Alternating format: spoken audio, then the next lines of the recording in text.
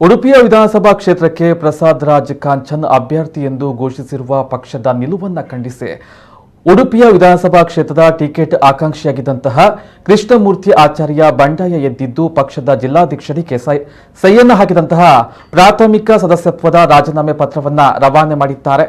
ಈ ಕುರಿತು ಇಂದು ಸಭೆಯಲ್ಲಿ ಮಾತನಾಡಿದಂತಹ ಕೃಷ್ಣಮೂರ್ತಿ, ಕಳೆದ 2 ದಶಕಗಳಿಂದ ಕಾಂಗ್ರೆಸ್ ಪಕ್ಷಕ್ಕಾಗಿ ನಾನು ತ್ಯಾಗವನ್ನ ಮಾಡಿದ್ದೇನೆ.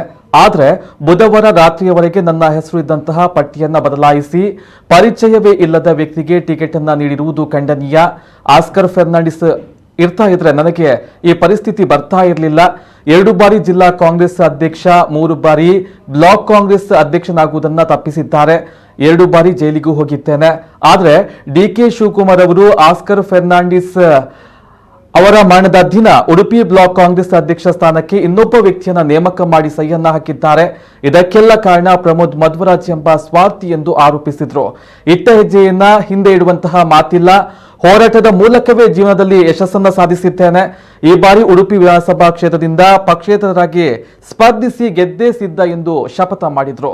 ಕಾಂಗ್ರೆಸ್ನ ಹಿರಿಯ ಮುಖಂಡ ಸದಾನಂದ ಕಾಂಚನ್ ಮಾತನಾಡಿ, ಕಾಂಗ್ರೆಸ್ ಪಕ್ಷದ ವಿರುದ್ಧ ಈ ಸಭೆಯನ್ನ ಕರೆದಿಲ್ಲ.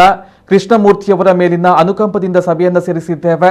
ಕೃಷ್ಣಮೂರ್ತಿಯವರಿಗೆ ರಾಜ್ಯ ಕೆಪಿಸಿಸಿಯ ಕಾರ್ಯದರ್ಶಿ ಅಥವಾ ವಿಧಾನ ಪರಿಷತ್ ಸದಸ್ಯನಾಗಿ ಮಾಡುತ್ತೇನೆ ಎಂದು ಡಿಕೆ ಶಿವಕುಮಾರ್ ತಕ್ಷಣ ಘೋಷಣೆ ಮಾಡಬೇಕು ಎಂದರು.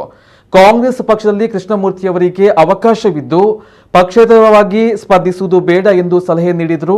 ಸಭೆಯಲ್ಲಿ ಕಾಂಗ್ರೆಸ್ ಮುಖಂಡರಾದ ಜಯಶೆಟ್ಟಿ ಬನ್ನಂಜೆ, ಗಣೇಶ್ ಕೋಟ್ಯನ್, ಗಾಯತ್ರಿ ಶಿವರಾಜ್ ಮಲ್ಲಾರ್, ವಿಜಯ ಪೂಜಾರಿ, ಯಶೋಧರ ಮಲ್ಪೆ, ಅಮೃತ ಕೃಷ್ಣಮೂರ್ತಿ ಸೇರಿದಂತೆ 100 ಅಭಿಮಾನಿಗಳು ಕಾಂಗ್ರೆಸ್ ಕಾರ್ಯಕರ್ತರು ಭಾಗಿಯಾಗಿದ್ದರು.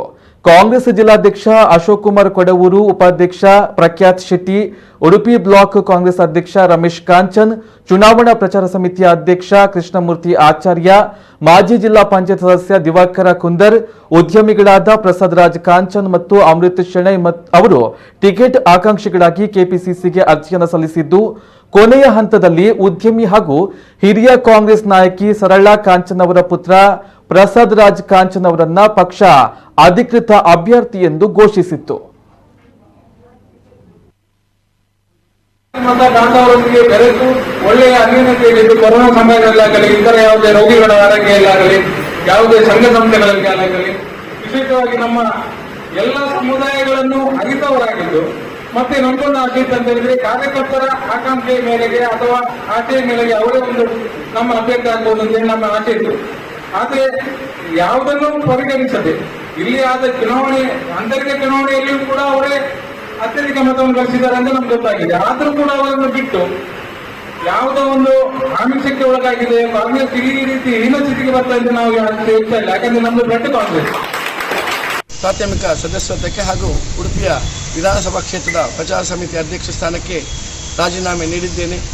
ಕಾರ್ಯಕರ್ತರ ಮತ್ತು ಉಡುಪಿ ಜನತೆಯ ಒತ್ತಾಯದ ಮೇರೆಗೆ ಹಾಗೂ ಜನತೆಯ ಸೇವೆ ಮಾಡಲಿಕ್ಕೆ ಅವಕಾಶ ಬೇಕು ಅಂತೇಳಿ ಉಡುಪಿಯಲ್ಲಿ ಪಕ್ಷೇತರನಾಗಿ ಸ್ಪರ್ಧಿಸುತ್ತಿದ್ದೇನೆ, ನಿರ್ಧಾರವನ್ನು ಕೈಗೊಂಡಿದ್ದೇನೆ.